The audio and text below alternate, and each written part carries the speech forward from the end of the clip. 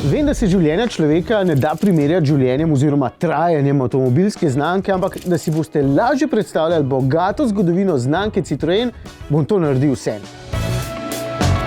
V Sloveniji je ta trenutek samo 20 ljudi starejših od 100 let, če gre verjeti podatkom seznama slovenskih stoletnikov. 5 od tega je moških, če vas ravno zanima. Zavidanja vredna doba, nekaj, ampak 100 let je zavidanja vredna doba tudi pri avtomobilih. 102 pa še bolj, če sem čist natančen, ker toliko zdaj praznuje Citroen. Ok, tudi kakšna druga znamka ima že 100 let, ampak so v začetku izdelovali kaj drugega, Citroen pa že 100 let izdeluje avtomobile. 102, moram biti natančen. Tip A je bil prvi in njegov motor je bil celo večji od sodobnih trivaljnih mlinčkov. 1,3 litra je imel prostornine, 4 valje in zajetnih 17 konjev.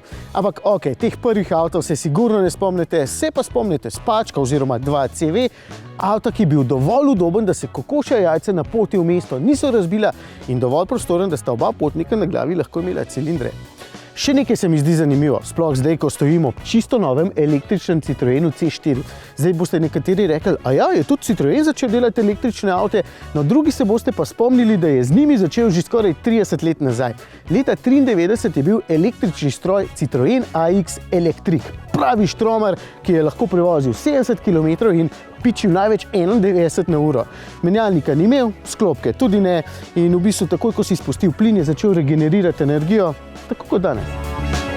V bistvu, če sem čist natančen, že leta 1989 so izdelali električna C15 in C25, obeh skupaj le nekaj 100, ampak so se očitno veliko naučili za izdelavo električnega AX-a.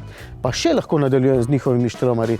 Leta 1996 je bil električni Saxo, pa leto pozneje Berlingo, no od 2010 pa tudi električni novi Berlingo. V bistvu vse od takrat imajo v ponudbi kakšnega štromarja bolj resno od zdaj naprej. Tale C4 je čisto nov in prvič poleg klasičnega prihaja tudi električni C4. Njihov hibridni C5 Aircross smo itak že imeli, ampak tale pa pravi štromar brez bencinskega motorja. No, pa električni Berlingo prihaja, kar pomeni, da bom v naslednjih nekaj oddaj mogel povedati kaj več, a ne? Robe je dost.